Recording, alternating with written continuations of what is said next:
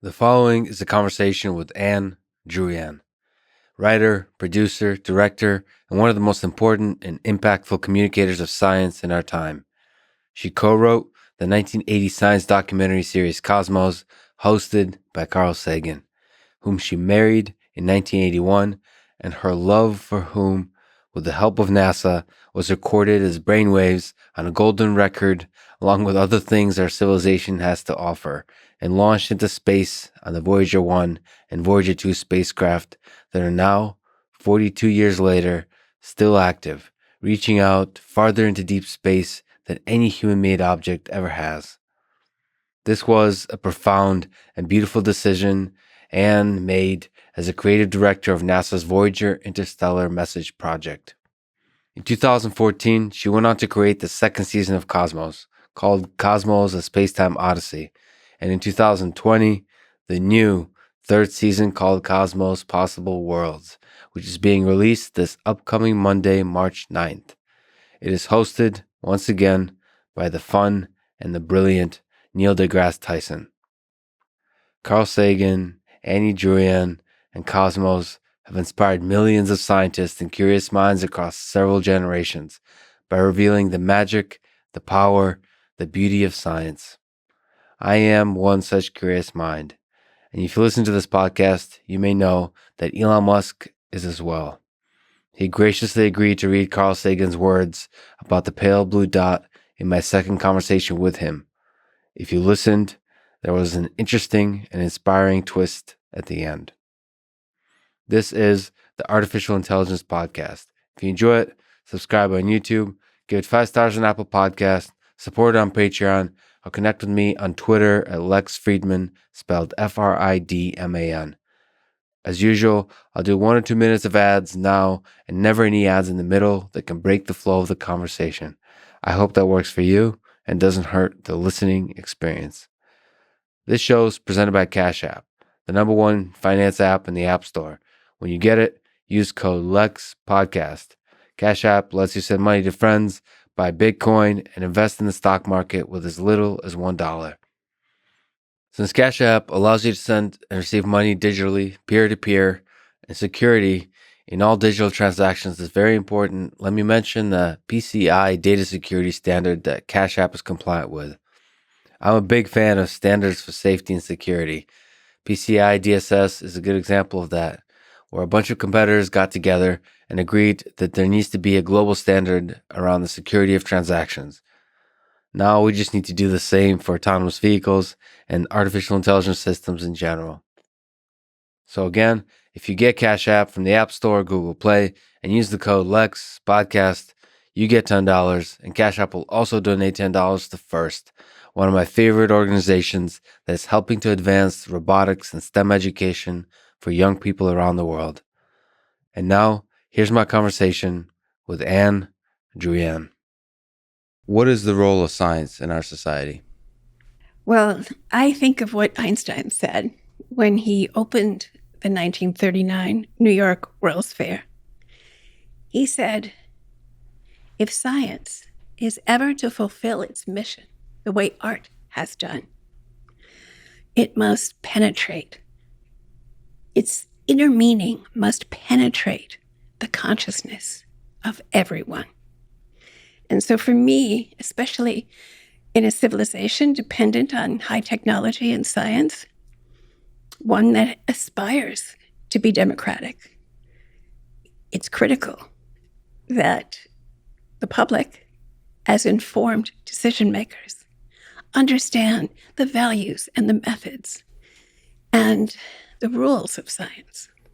So you think about what you just mentioned, the values and the methods and the rules and maybe the technology that science produces. But what about sort of the beauty, the mystery of science? Well, you've touched on what I think is, for me, that's how my way into science is, that for me, it's much more spiritually uplifting. The revelations of science, the collective revelations of, really countless generations of searchers. And the little tiny bit we know about reality is the greatest joy for me, because I think that it relates to the idea of love. Like, what is love that is based on illusion about the other? That's not love. Love is seeing unflinching the other and accepting with all your heart. And to me, knowing the universe as it is, or the little bit that we're able to understand at this point, is the purest kind of love. And therefore, how can our philosophy, our religion, if it's rootless in nature, how can it really be true? I just don't understand. So I think you need science to get a sense of the real romance of life and the great experience of being awake in the cosmos. So the fact that we know so little, the humbling nature of that. So, and you kind of connect love to that, but isn't it scary? Why is it so inspiring, do you think? Why is it so beautiful that we know so little? Well, first of all, as Socrates thought, knowing that you know little is really knowing something, knowing more than others. And it's that voice whispering in our heads, you might be wrong, which I think is not only, it's really healthy because we're so imperfect, we're human, of course, but also, love to me is the feeling that you always want to go deeper, get closer. You can't get enough of it. You can't get close enough, deep enough. So, and that's what science is always saying. Science is never simply content with its understanding of any aspect of nature. It's always finding that even smaller cosmos beneath. So I think the two are very much parallel. So you said that love is not an illusion. No, it's not. So well, if it is, what is love? What is love is knowing.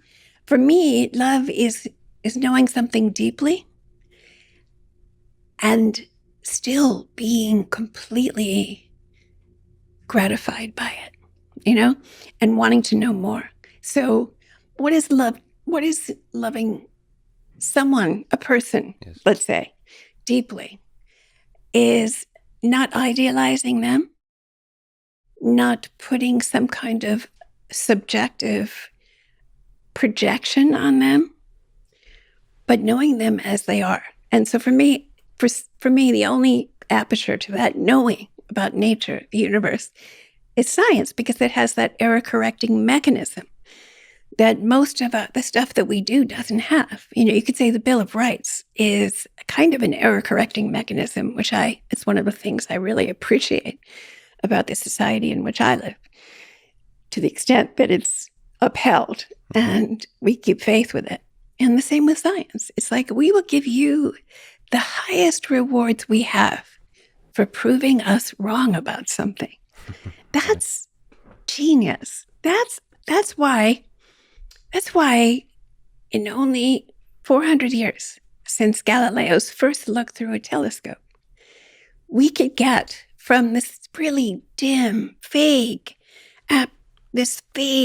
apprehension of another world to sending our eyes and our senses there, or even to going beyond. So it delivers the goods like nothing else. It delivers the goods because it's always self-aware of its fallibility. So on that topic, I'd like to ask just your opinion and a feeling I have that I'm not sure what to do with, which is the skeptical aspect of science. So the modern skeptics community, and just in general, certain scientists, many scientists, maybe most scientists that apply this scientific method, are kind of rigorous in that application, and it feels like sometimes miss out some of the ideas outside the reach of, just slightly outside of the reach of science, and they don't dare to sort of dream or think of revolutionary ideas that others will call crazy in this particular moment. So how do you think about the skeptical aspect of science that is really good at sort of keeping us in check, keeping us humble, but at the same time, sort of the kind of dreams that you and Carl Sagan have inspired in the world? it kind of shuts it down sometimes a little bit. Yeah, I mean, I think it's up to the individual. But for me, I was so ridiculously fortunate in that my tutorial in science, because I'm not a scientist and I wasn't trained in science, was 20 years of days and nights with Carl Sagan. And I think the reason Carl remains so beloved, well, I think there are many reasons, but at the root of it is the fact that his skepticism was never at the cost of his wonder, and his wonder was never at the cost of his skepticism. So he couldn't fool himself into believing something he wanted to believe because it made him feel good.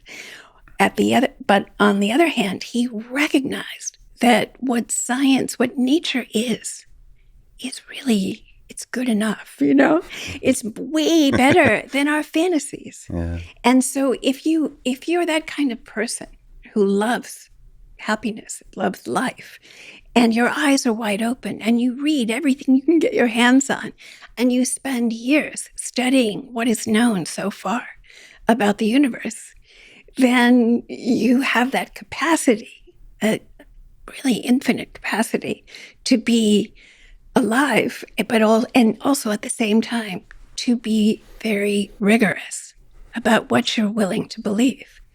For Carl, I don't think he ever felt that his skepticism cost him anything, because again, it comes back to love. He wanted to know what nature really was like, not to inflict his, preconceived notions on what he wanted it to be. So you can't go wrong, because it doesn't, I think The Pale Blue Dot is a perfect example of his massive achievement.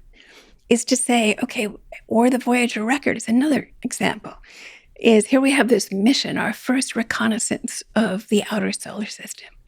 Well, how can we make it a mission in which we absolutely squeeze every drop of consciousness and understanding from it? We don't have to be scientists and then be human beings.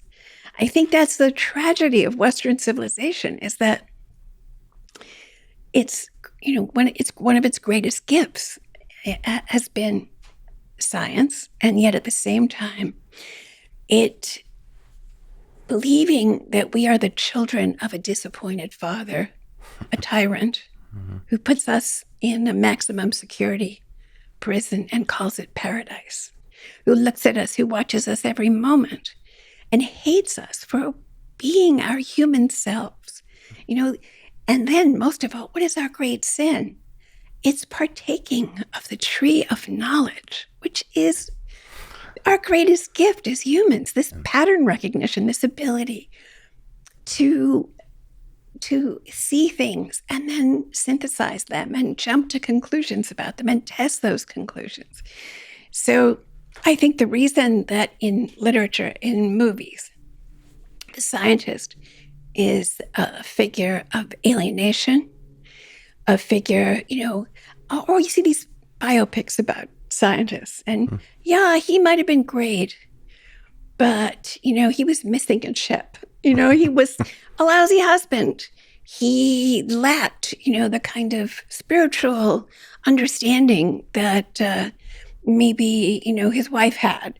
And it's always in the end they come around. But to me, that's a false dichotomy, that we are, to the extent that we are aware of our surroundings and understand them, which is what science makes it possible for us to do, we're even more alive.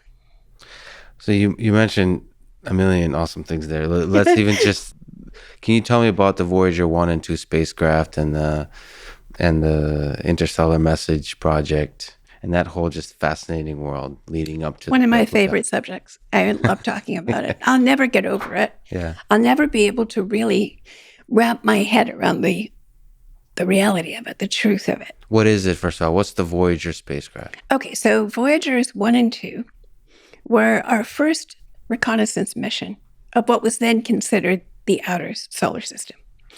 And it was a gift of gravity, the idea that swinging around these worlds gives you a gravitational assist. Yes. which ultimately will send you out of the solar system to wander the Milky Way galaxy for 1 to 5 billion years. So Voyager gave us our first close-up look of Jupiter, Saturn, Uranus, Neptune. It discovered new moons. It discovered volcanoes on Io. Its achievements are astonishing. And remember, this is technology from the early to mid 1970s. And it's still active. And it's still active. We talked to Voyager a few days ago. We talked to it, in fact, a year ago, I think it was.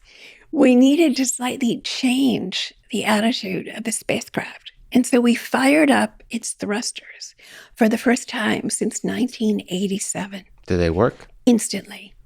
It was as if you had left your car in the garage in 1987.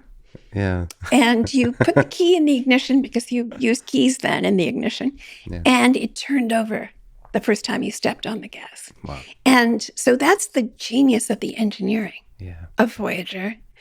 And Carl was one of the key participants in imagining what its mission would be, because it was a gift, actually, of the fact that every 175 years, plus or minus, there is an alignment of the worlds. And so you could send 2 spacecraft to these other worlds and photograph them and use your mass spectrometer and all the other devices on Voyager to really explore these worlds.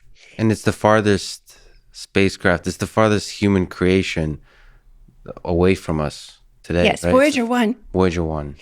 These 2 spacecraft not only gave us our first close-up look at hundreds of moons and planets, these planets, but also it told us the shape of the solar system as it moves through the galaxy, because there were 2 of them going in different directions. Yeah.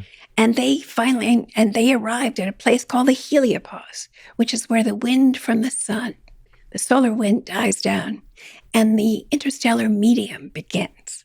And both Voyagers were the first spacecraft that we had that could tell us when that happened. So it's a consummate, I think it's the greatest scientific achievement of the 20th century. And engineering in some sense. Engineering. I mean, really, Voyager is doing this on less energy than you have in your toaster. Something like 11 watts. Yeah. So, okay, but because of this gravitational assist, both Voyagers were destined, as I say, they were first of all, they were supposed to function for 12 years. And now it's 42 years since launch, and we're still talking to them. So that's amazing.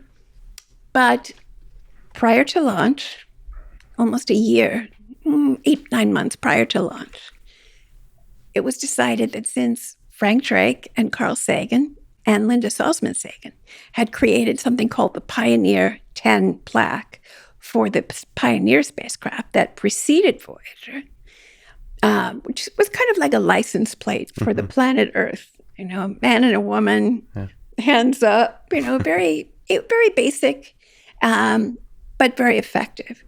And it captured the imagination of people all over the world. And so NASA turned to Frank and to Carl and said, we'd like you to do a message for Voyager, because if it's going to be circumnavigating the Milky Way galaxy for 1 to 5 billion years, it's like 20 trips around the galaxy.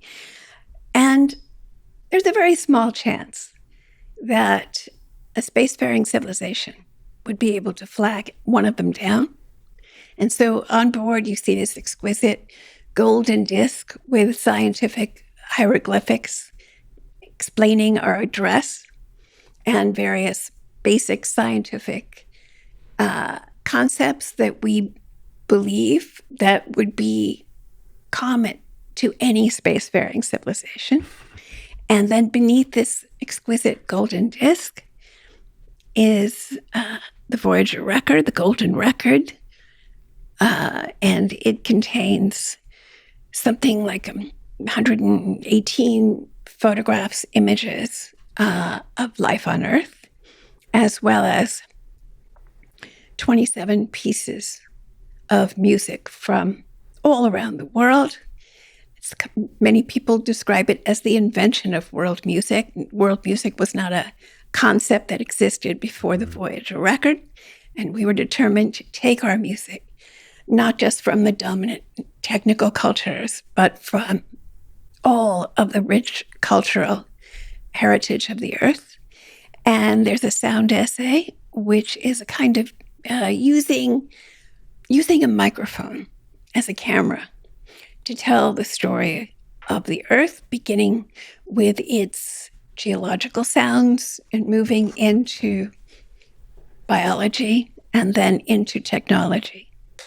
And Lex, I think what you were getting at is that at the end of this sound essay, I had asked Carl if it were, in the making of the record, it was my honor to be the creative director of the project. If it was possible if I had meditated for an hour while I was hooked up so that, every single signal that was coming from my brain, my body, was recorded and then converted into sound for the record. Was it possible that these putative extraterrestrials of the distant future, of perhaps 1 billion years from now, would be able to reconstitute this message and to understand it? And he just, big smile, and just said, well, hey, 1 billion years is a long time. It's a long time. Go do it. And so I did this. And what were you thinking about in the meditation? It's such an interesting idea of recording as you think about things. What were you thinking about? So I was blindfolded and couldn't hear anything. And I had made a mental itinerary of exactly where I wanted to go. I was truly humbled by the idea that these thoughts could conceivably touch the distant future. Yeah, that's incredible. So it's 1977. There are some 60,000 nuclear weapons on the planet. The Soviet Union and the United States are engaged in a, to the death competition. And so I began by trying to tell the history of the planet in, to my limited ability, what I understood about the story of the early existence of the planet, about the origin of life, about the evolution of life, about the history of humans, about our current, at that time, predicament, about the fact that 1 in 5 of us was starving or unable to get potable water. And so I sort of gave a kind of, as general a picture as I possibly could of our predicament. And I also was very newly, within days of the moment when Carl and I fell in love with each other. Maybe we fell in love with each other long before because we'd known each other for years. But it was the first time that we had expressed our feelings for each other. Acknowledged the existence of this love. Yes, because we were both involved with other people, and it was completely outside his morality and mine to even broach the subject. But it was only days after that had happened. And for me, it was a eureka moment. It was in the context of finding that piece of Chinese music that was worthy to represent one of the oldest musical traditions on Earth, when those of us who worked on the Voyager record were completely ignorant about Chinese music. And so that had been a constant challenge for me, talking to professors of Chinese music, ethnomusicologists everywhere, and all through the project, desperately trying to find this one piece. Found the piece, lived on the Upper West Side, found the piece. A professor at Columbia University gave it to me. And he's, of all the people I talked to, everyone had said, that's hopeless. You can't do that. There can't be one piece of Chinese music. But he was completely, no problem, I've got it. And so he told me the story of the piece, which only made it an even greater candidate for the record. And I listened to it, called Carl Sagan, who was in Tucson, Arizona, addressing the American Society of Newspaper Editors. And I left him a message, hotel message center. And he called me back an hour later. And I heard this beautiful voice say, I get back to my hotel room and I find this message that Annie called. And I asked myself, why didn't you leave me this message 10 years ago? My heart was beating out of my chest. It was for me a kind of eureka moment, a scientific breakthrough. Yeah. A truth, a great truth had suddenly been revealed. And of course, I was awkward and didn't really know what to say. And so I blurted something out like, I've been meaning to talk to you about that, Carl, which wasn't really true. I never would have talked to him about it. We had been alone countless times. We humans are so awkward in these beautiful moments. In these amazing moments. And I just said, for keeps. And he thought for a very brief, like a second, and said, you mean get married? And I said, yeah. And he said, yeah. And we put down the phone, and I literally was jumping around my apartment like a lunatic because it was so obvious. It was something like, of course. And then the phone rang again, and I thought, damn. No, he's going to say, I don't know what I was saying. I am married. I have a kid. I'm not going to do this, But he was like, I just want to make sure that really happened. And I said, yeah. And he said, we're getting married. And I said, yeah, we're getting married. Now, this was June 1st, 1977. The records had not been affixed to the spacecraft yet. And there had been a lot of controversy about what we were doing. I should say that there, among the 118 pictures was an image of a man and a woman frontally, completely naked. And there was, I believe, a congressman on the floor had said, NASA to send smut to the stars, Oh, no. And so NASA really, they got very upset. And they said, you can't send a picture. And we had done it so that it was so brilliant. It was like this lovely couple, completely naked. And then the next image was a kind of overlay schematic to show the fetus inside this woman that was developing. And then that went off into, additional imagery of human reproduction. And it really hit me that how much we hate ourselves, that we couldn't bear to be seen as we are. So, in some sense, that congressman also represents our society. Yeah. So perhaps his opposition should have been included as well. Yes, well, that was one of the most vigorous debates during the making of the record with, the 5-6 people that we collaborated with, was do we only put our best foot forward, or do we show Hiroshima, Auschwitz, the Congo, what we have done? What do you think represents humanity? If you if you think about it, our darker moments, are they essential for humanity? All the wars we've been through, all the tortures and the suffering and the cruelty, is that essential for happiness, for beauty, for creation, generally speaking? Well, it's certainly not essential for happiness or beauty, that's for sure. I mean, it's part of who we are, if we're going to be real about it, which is, I think we tell on ourselves even if we don't want to be real. I think that if you're a spacefaring civilization and you've gotten it together sufficiently that you can move from world to world, then I think they probably took one look at this derelict spacecraft and they knew that these were people in their technological adolescence. Yeah. And they were just setting forth.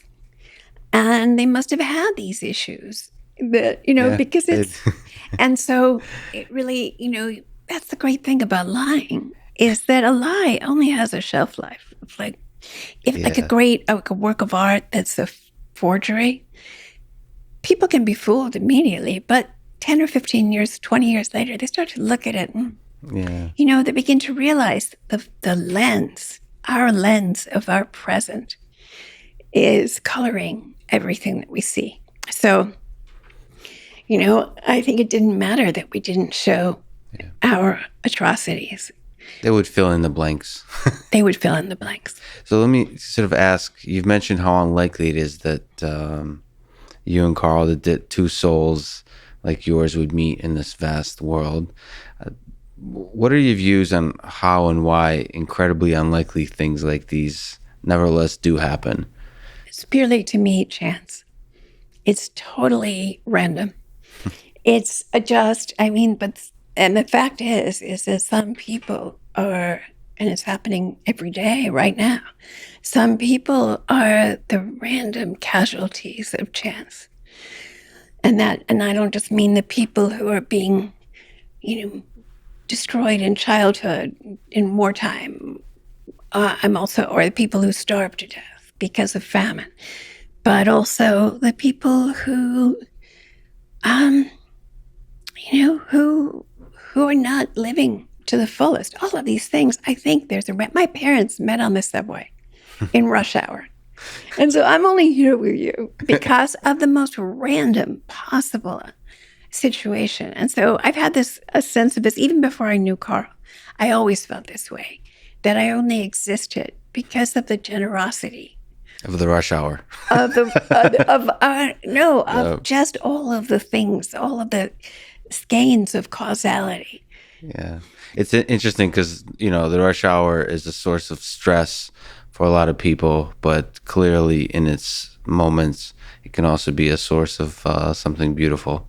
That's right. Of strangers meeting and so on. So everything is has a possibility of doing something That's beautiful. Right. So let me ask sort of a quick tangent on the Voyager. So this beautiful romantic notion that Voyager 1 is sort of our farthest human reach into space. If you think of what, I don't know if you've seen, but what Elon Musk did with putting the Roadster, letting it fly out into space, there's a sort of humor to it.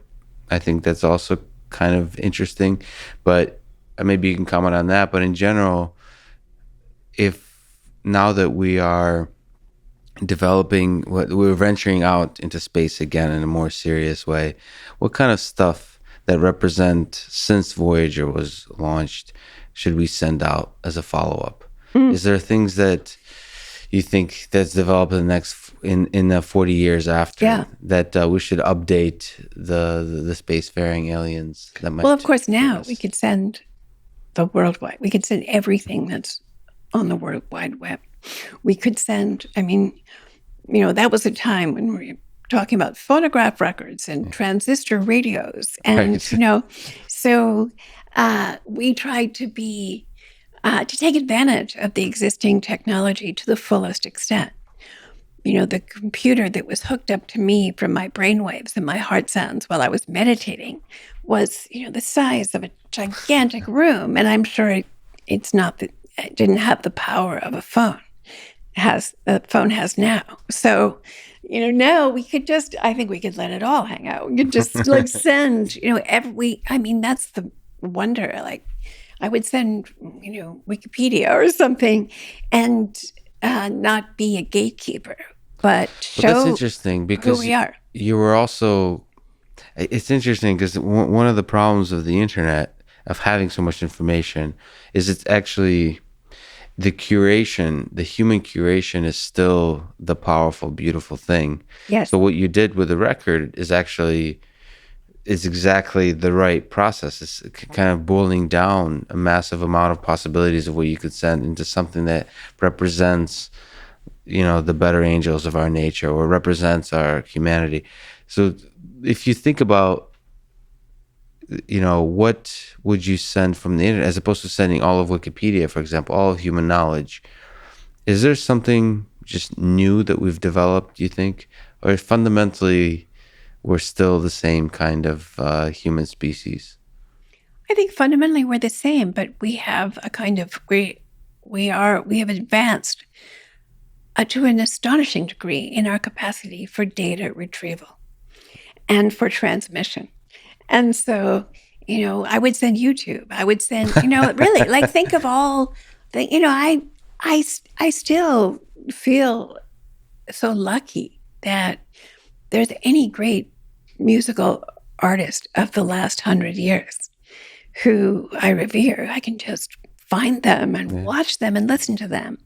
And, that's fantastic. I also love how democratic it is that we each become curators and that we each decide those things. Now, I may not agree with, the choices that everyone makes, but of course not, because that's not the point. The point is that we are, we have discovered largely through the internet that we are an intercommunicating organism. And that can only be good. So you could also send now Cosmos. Yes, I'd love to. I would be proud to. I mean, you've spoken about a very specific voice that Cosmos had in that it reveals the magic of science. I think you said shamanic journey of it, and not the details of the latest breakthroughs or so on. It's just revealing the magic. Can you try to describe what this voice of Cosmos is with the follow-up and the new Cosmos that you're working on now? Yes, well, the dream of Cosmos is really like Einstein's quote, it's the idea of the awesome power of science to be in absolutely everyone's hands. It belongs to all of us. It's not the preserve of a priesthood. It's just as the community of science is becoming more diverse and being less exclusive than it was guilty of in the not so recent past.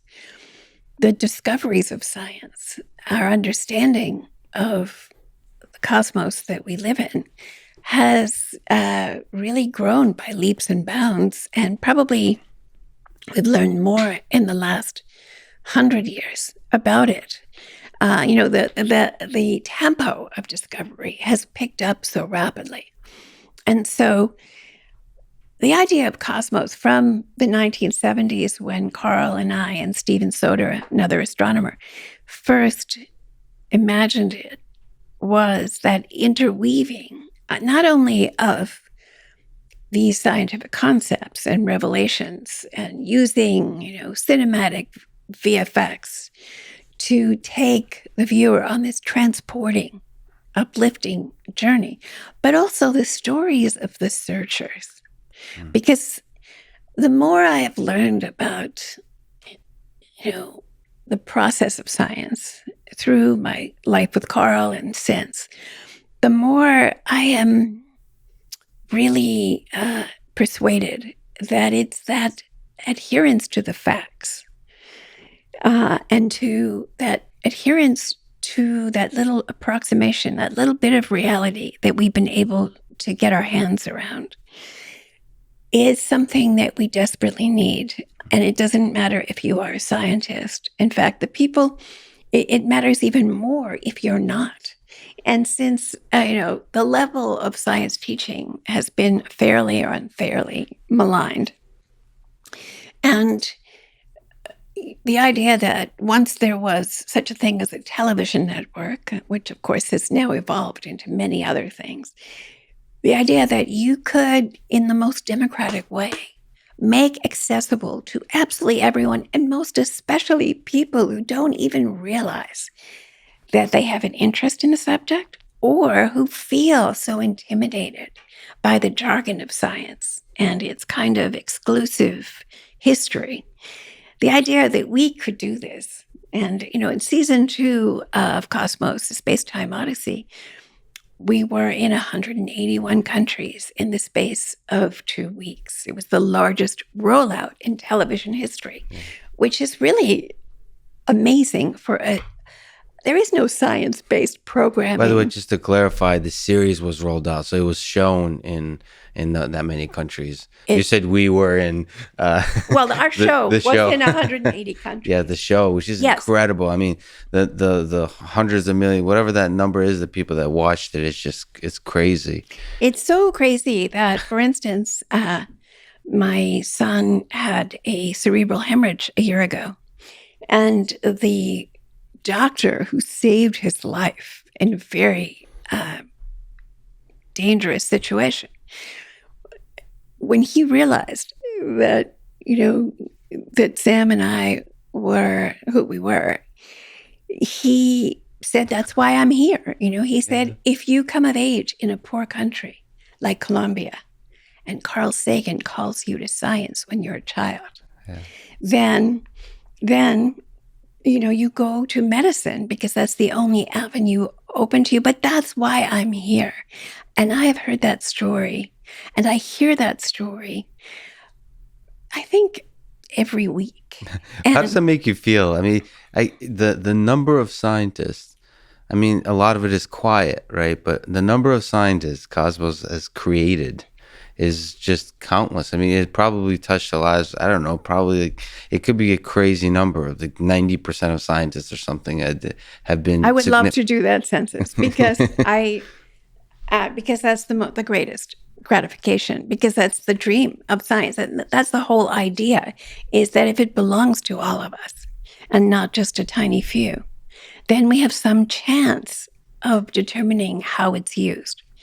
And if it's only in the hands of people whose only interests are the balance sheet or hegemony over other nations or things like that, then it'll probably end up being a gun aimed at our heads. But if it's distributed in the widest possible way, a capability that we now have because of our technology, then the chance is that it'll be used with wisdom. That's the dream of it. So that's why we did the first Cosmos. We wanted to take not just, as I say, the scientific information, but also tell the stories of these searchers. Because for us and for me, in carrying on this series in the second and third seasons, the primary interest was that we wouldn't tell a story unless it was kind of a threefer. It was not just a way to understand a new scientific idea, but it was also a way to understand what, if it matters what's true, how the world can change for us and how we can be protected. And if it doesn't matter what's true, then we're in grave danger, because we have the capability to not only destroy ourselves and our civilization, but to take so many species with us. And I'd like to talk to you about that particular, the dangers of ourselves in a little bit, but sort of to linger on Cosmos, maybe for the 1980 and the 2014 follow-up, what's one of the or several memorable moments from the creation of either of those seasons? Well, the critical thing really was the fact that Seth MacFarlane became our champion, because I had been with 3 colleagues. I had been schlepping around from network to network with a treatment for Cosmos, and every network said they wanted to do it. But they wouldn't give me creative control, and they wouldn't give me enough money to make it cinematic and to make it feel like you're really going on an adventure. And so... And I think both of those things, sorry to interrupt, both of those things are given what Cosmos represents, the legacy of it, the legacy of Carl Sagan is essential. Control, especially in the modern world, it's wonderful that you sought control, that you did not relinquish and I kept it. saying no. And my partners, I'm sure, I know they would look at me like I was nuts, and they probably must have entertained the idea that maybe I didn't really want to do it, because I was afraid or something. Yeah. But I kept saying no. And it wasn't until I met Seth MacFarlane. Yeah. And he took me to Fox and to Peter Rice and said, I'll pay for half the pilot if I have to, and Peter Rice was like, put your money away. Yeah. And Seth said that. Yeah. And in every time since, in the 10 years since, at every turn, when we needed Seth to intervene on our behalf, he stood up and he did it. And so that was like, in a way, that is the watershed for me of everything that followed since. And then I was so lucky because, Steve Soder and I written the original Cosmos with Carl, and collaborated on the treatment for season 2. And then Brandon Braga came into our project at the perfect moment and has proven to be I've been so lucky my whole life. I've been lucky with my collaborators have been extraordinary. And so that was a critical thing. But also to have, for instance, our astonishing VFX supervisor who comes from the movies, who heads the Global Association of VFX people, Jeff Okan. And then I could rattle off 10 more names. I'd be happy to do that. And it was that collaboration. So the people were essential to the creation of... Absolutely. I mean, when it came down, I have to say that when it came down to the vision of what the series would be, that was me sitting in my home, looking out the window and, really imagining like what I wanted to do. Can you pause on that for a second? Like, what's that process? Because, Cosmos is also, it's grounded in science, of course, but it's also incredibly imaginative, and the words used are carefully crafted. Thank you. So if you can talk about the process of that, the big picture, imaginative thinking, and sort of the rigorous crafting of words that like basically turns into something like poetry. Thank you so much. For me, these are rare occasions for human self-esteem. The scientists that we bring to life in Cosmos are people, in my view, who have everything we need to see us through this current crisis. It's very often they come, they're poor, they're female, they're outsiders who are not expected to have gifts that are so prodigious, but they persevere. And so you have someone like Michael Faraday, who comes from a dysfunctional family of like 14 people, and it never goes to university, never learns the math, but there's Einstein years later looking up at the picture of Faraday to inspire him. So it's if we had people with that kind of humility and unselfishness who didn't want to patent everything. As Michael Faraday created the wealth of the 20th century with his various inventions. And yet he never took out a single patent at a time when people were patenting everything, because that was not what he was about. And to me, that's a kind of almost a saintliness that says that, that here's a man who finds in his life this tremendous gratification from searching. And it's just so impressive to me. And there are so many other people in Cosmos, especially the new season of Cosmos, which is called Possible Worlds.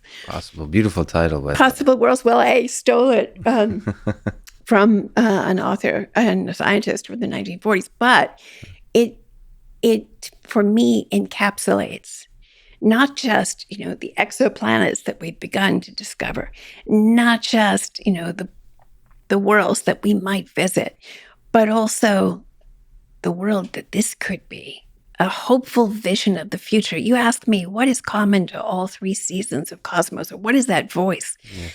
It's a voice of hope. It's a voice that says there is a future which we bring to life in, I think, a fairly dazzling fashion that we can still have, And in sitting down to imagine what this season would be, the new season would be, I'm sitting where I live in Ithaca, beautiful, just a gorgeous place, trees everywhere, waterfalls. Yeah. I'm sitting there thinking, well, you can't, how do you awaken people? I mean, you can't yell at them and say, we're all going to die. It's not, it doesn't help. It doesn't help.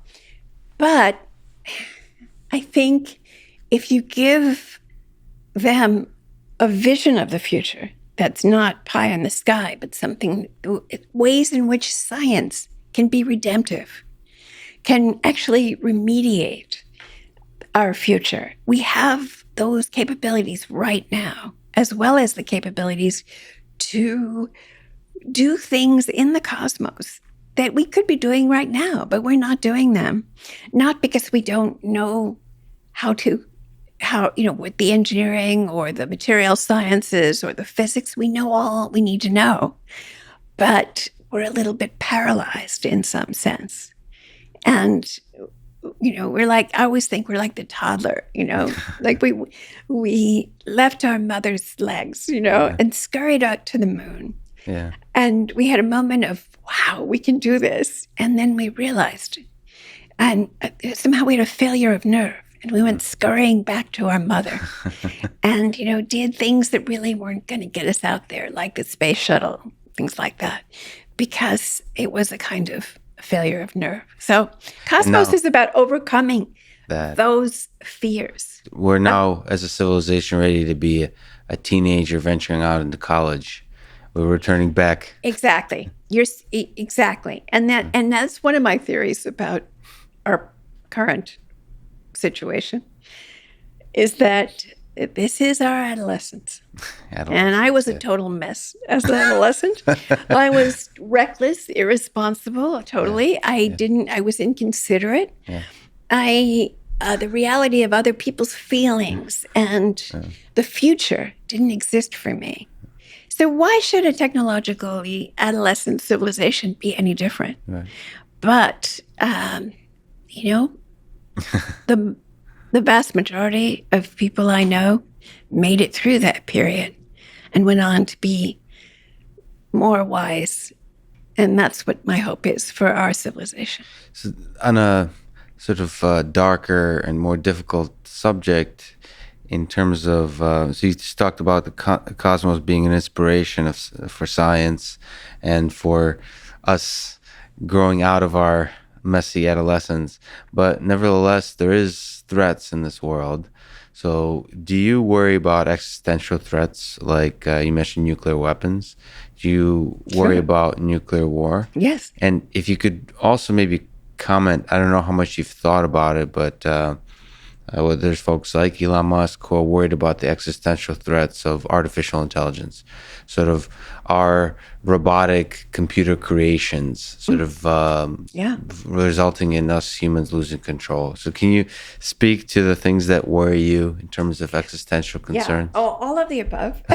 You'd have to be silly, like not to think and not to look at, for instance, our rapidly burgeoning capability in artificial intelligence, and to see how sick so much of the planet is, not to be concerned. And sick is an evil, potentially. Well, how much cruelty and brutality is happening at this very moment. And I would put climate change higher up on that list, because I believe that there are unforeseen discoveries that we are making right now. For instance, all that methane that's coming out of the ocean floor that was sequestered because of the permafrost, which is now melting. I think there are other effects besides our greed and short-term thinking, that we are triggering now with all the greenhouse gases we're putting into the atmosphere. And that worries me day and night. I think about it every moment, really, because I really think that's how we have to be. We have to begin to really focus on how grave the challenge is to our civilization and to the other species that are. This is a mass extinction event that we're living through, and we're seeing it. We're seeing news of it every day. So what do you think about another touchy subject, but what do you think about the politicization of science on topics like global warming, embryonic stem cell research, and other topics like it? What's your sense? Why? What do you mean by the politicization of global warming? Meaning that if you say, I think what you just said, which is global warming is a serious concern, it's human caused, there might be some detrimental effects. Currently, there's a large percent of the population of the United States that would, as opposed to listening to that statement, would immediately think, oh, that's just a liberal talking point. That's what I mean by I think that's not so true anymore. I don't think our problem is a population that's skeptical about climate change, because I think that the extreme weather fire events that we are experiencing with such frequency is really gotten to people. I think that there are people in leadership positions who choose to ignore it and to pretend it's not there. But ultimately, I think they will be rejected. The question is, will it be fast enough? But I think actually that most people have really finally taken the reality of global climate change to heart. And they look at their children and grandchildren and they don't feel good because they come from a world which was in many ways, in terms of climate, fairly familiar and benign. And they know that we're headed in another direction. And it's not just that, it's what we do to the oceans, the rivers, the air. You asked me, like, what is the message of Cosmos? Right. It's that we have to think in longer terms.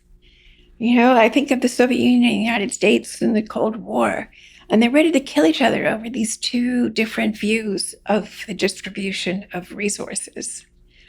But neither of them has a form of human social organization that thinks in terms of 100 years, let alone 1,000 years, which are the timescales that science speaks in. And that's part of the problem, is that we have to get a grip on reality and where we're headed. And I'm not fatalistic at all. But I do feel like, and in setting out to do this series, each season, we were talking about climate change in the original Cosmos in episode 4. Yeah.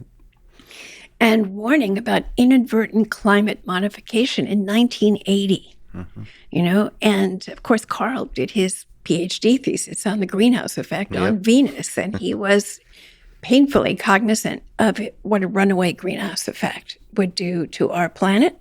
And not only that, but the climatic history of the planet, which we go into in great detail in the series.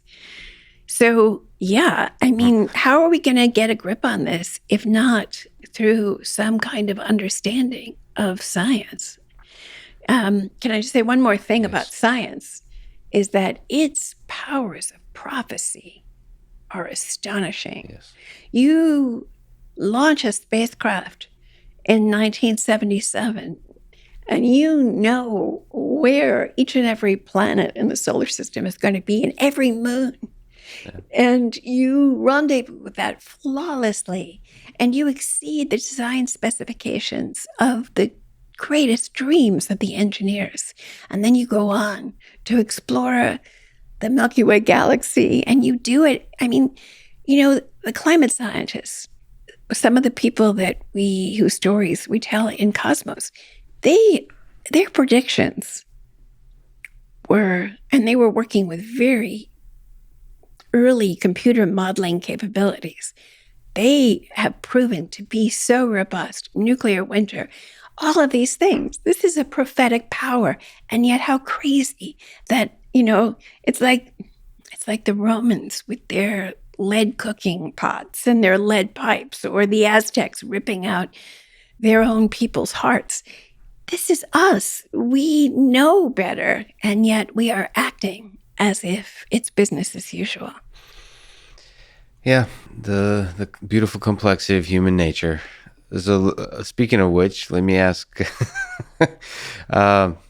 a tough question, I guess, because there's so many possible answers. But what aspect of life here on Earth do you find most fascinating? From the origin of life, the evolutionary process itself, the origin of the human mind, so intelligence, some of the technological developments going on now, or us venturing out into space with space exploration. What just inspires you? Oh, they all inspire me. Oh, yeah, Every one of those inspire me. But I have to say that to me, as I've gotten older, to me, the origin of life has become less interesting.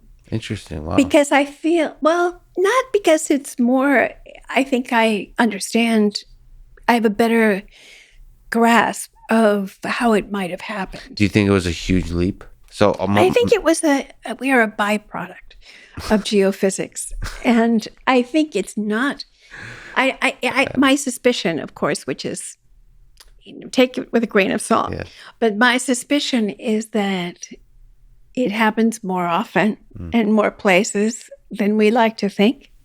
Because, after all, the history of our thinking about ourselves has been a constant series of demotions in which we've had to right. realize, no.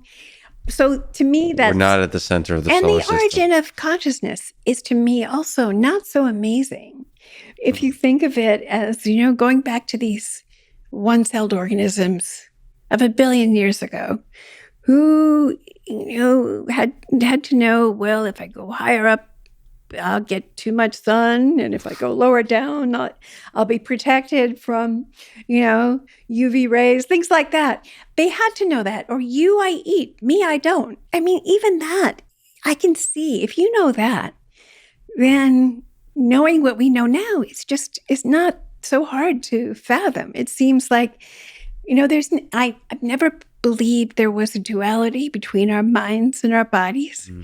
And I think that even consciousness, all those things seem to me, except a byproduct one of the things of geophysics. I love it. Well, of chemistry, yes, geochemistry, geophysics, absolutely. Of it makes perfect sense to me, and it doesn't make it any less wondrous. Yeah. It doesn't rob it at all of the wonder of it, and so. Yeah, I think that's amazing. I think, we tell the story of someone you have never heard of, I guarantee, and I think you're very knowledgeable on the subject, who was more responsible for our ability to venture out to other worlds than anyone else, and who was completely forgotten.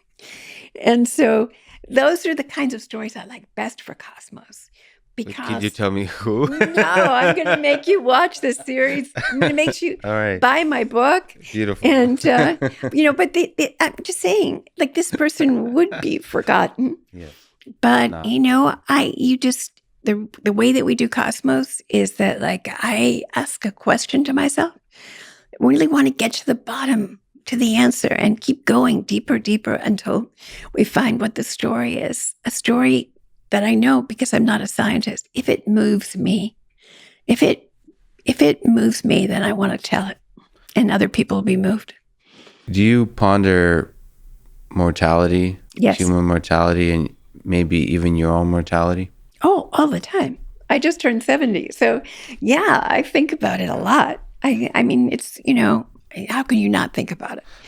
But What do you make of this short life of ours? I mean, let me ask it sort of another way. You've lost Carl, and speaking of mortality, if you could choose immortality, it's possible that science allows us to live much, much longer. Is that something you would choose for yourself, for Carl, for you well, two for together? Carl, definitely. I would have, For you two together? in a nanosecond, I would take that deal. But not for me. I mean, if Carl were alive, yes, I would want to live forever because I know it would be fun.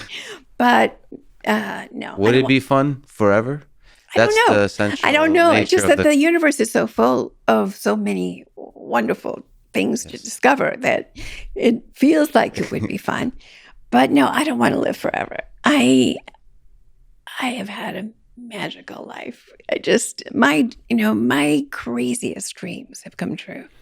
And I feel, forgive me, but this crazy quirk of fate that put my most joyful, deepest feelings that decades later, 42 years later, I know how real, how true those feelings were. Everything that happened after that was an affirmation of how true those feelings were. And so I don't feel that way. I feel like I have gotten so much more than my share.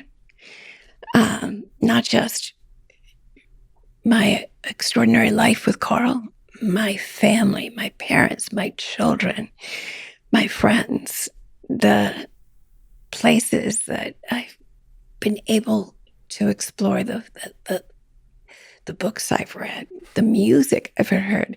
So I feel like, if it'd be much better if instead of working on the immortality of the lucky few, of the most privileged people in the society, I would really like to see a concerted effort for us to get our act together. That to me is topic A, more pressing, this possible world. That is the challenge. And we're at a kind of a moment where if we can make that choice. So immortality doesn't really interest me. I really, Yeah. I love nature. And I have to say that because I'm a product of nature, I recognize that it's great gifts and it's great cruelty. Well, I don't think there's a better way to end it. Annie, thank you so much for talking. It was an honor. Oh, it's wonderful. I really appreciate it. Yeah, I really enjoyed it. I thought your questions were great. Thank you. Thanks for listening to this conversation with Druyan, and thank you to our presenting sponsor, Cash App. Download it, use code LEXPODCAST, you'll get $10, and $10 will go to FIRST, an organization that inspires and educates young minds to become science and technology innovators of tomorrow. If you enjoy this podcast, subscribe on YouTube, give it 5 stars on Apple Podcast, support on Patreon, or simply connect with me on Twitter at Lex Fridman. And now, let me leave you with some words of wisdom from Carl Sagan. What an astonishing thing a book is. It's a flat object made from a tree with flexible parts on which are imprinted lots of funny dark squiggles. But one glance at it, and you're inside the mind of another person, maybe somebody dead for thousands of years. Across the millennia, an author is speaking clearly and silently inside your head, directly to you. Writing is perhaps the greatest of human inventions, binding together people who never knew each other, citizens of distant epochs. Books break the shackles of time. A book is proof that humans are capable of working magic. Thank you for listening and hope to see you next time.